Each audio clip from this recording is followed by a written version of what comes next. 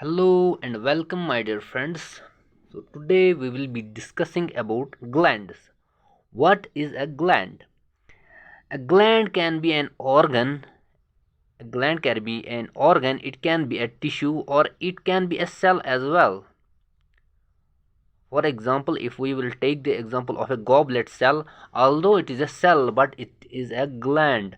So a single cell can be a gland at certain times. So we say that a gland is a cell or a tissue or an organ which secretes certain compounds that actually affect our physiological functions. We see that, for example, if we will take the example of pituitary gland, it secretes certain kinds of hormones. It is a gland, and these hormones will affect our physiological conditions. So we can say that a gland affects our physiological functions, body functions. So these glands have been divided or classified into three types: endocrine gland, exocrine gland, and a third type of gland is heterocrine gland. We will see that what is an endocrine gland.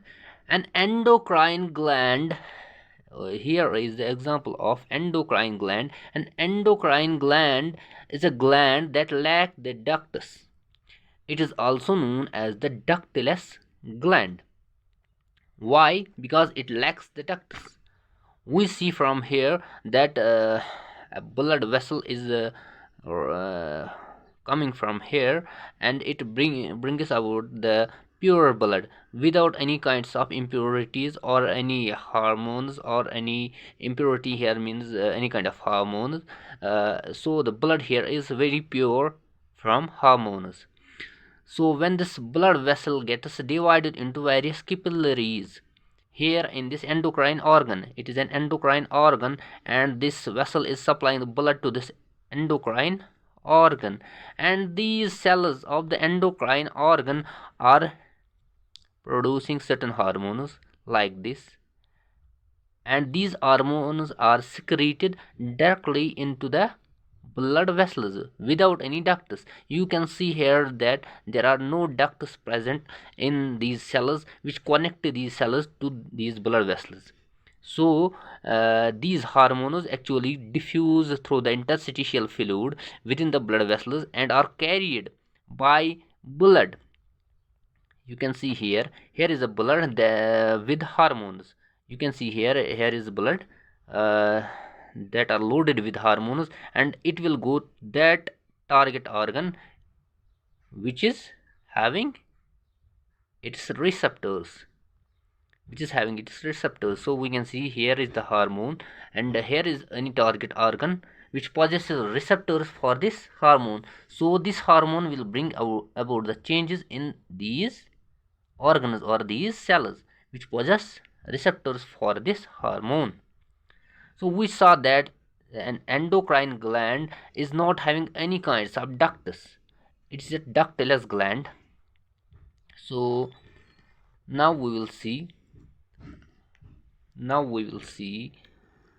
certain things about the endocrine glands. First of all, we see that it lacks the ductus, and secondly, blood helps in transporting the hormones of endocrine glands to the site of action. It is actually the blood which helps in transporting hormones to the site of action than ductus. यहाँ पर जो है ductus help नहीं करते, यहाँ पर blood directly help करता है to transport the hormones. Endocrine glands are also known as ductless glands, we saw that already, or glands of internal secretion. They are also called as glands of internal secretion. The secretions that are secreted by these endocrine glands are also known as the hormones, or they are also known as the internal secretions. The example of this endocrine gland is pituitary gland. Here, pituitary gland is present inside our head.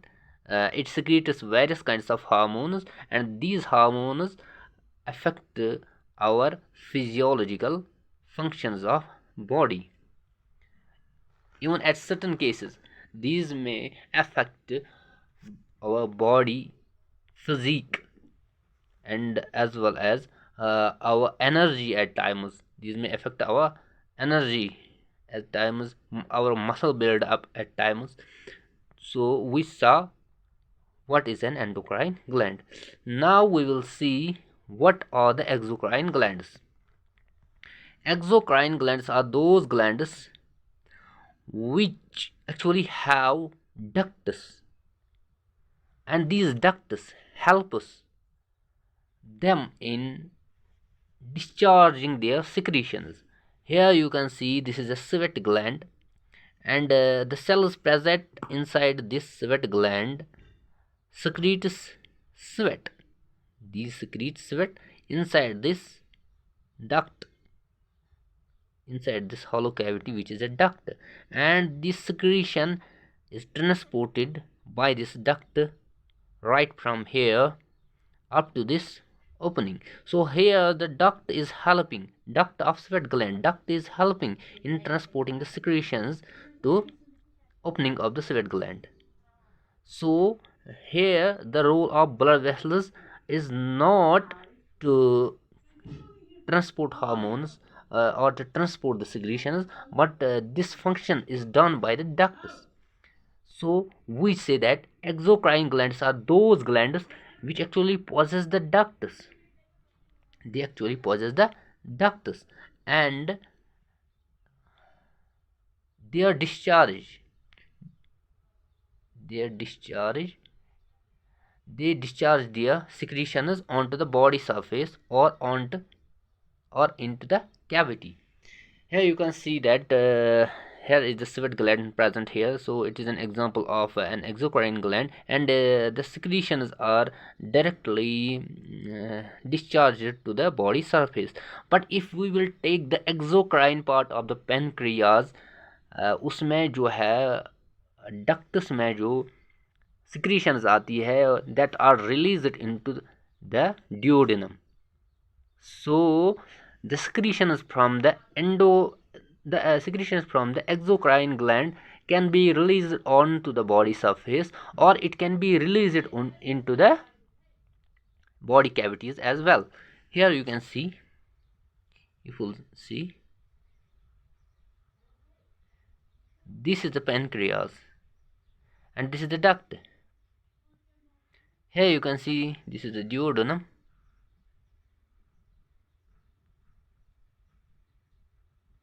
and secretions from pancreas are directly released into this duodenum. So we can say that the exocrine part of pancreas are releasing their secretions into the body cavities or lumen, and here the sweat glands are releasing their secretions onto the body surface. The examples of exocrine glands are sweat glands or salivary glands. A third type of gland that is present in our body is heterocrine gland. What is a heterocrine gland? Heterocrine is a kind of gland that possesses both the endocrine as well as the exocrine tissue. अभी हमने देखा जो pancreas है, यहाँ पर हम देख सकते हैं ये पैनक्रियाज है,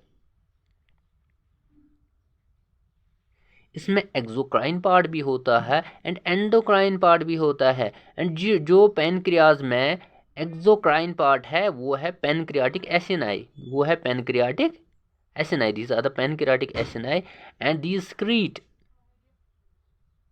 certain kinds of secretions which are released into the duodenum. These secretions are released into the duodenum. And here we can say that this part, that is the pancreatic acini, are the exocrine part of the pancreas, and this part, that is the islets of Langerhans. Here you can see islets of Langerhans are present. And these secrete another types of hormones which have different role than those which are secreted by pancreatic acini. These islets of Langerhans are endocrine in function, that is, their secretions are not released via this duct, but their secretions are released into the blood, and via blood the secretions are transported to other body parts which are their target organs or target tissues or target cells. So we saw about glands, endocrine glands as well as the exocrine glands. We saw the heterocrine glands as well. So further in upcoming videos we will discuss about the mechanism of enzyme action, different kinds of hormones, different nature of hormones, and other things as well which are very much related to the endocrinology. Keep subscribing my channel, and you will get beneficial videos like this. Thank you very much.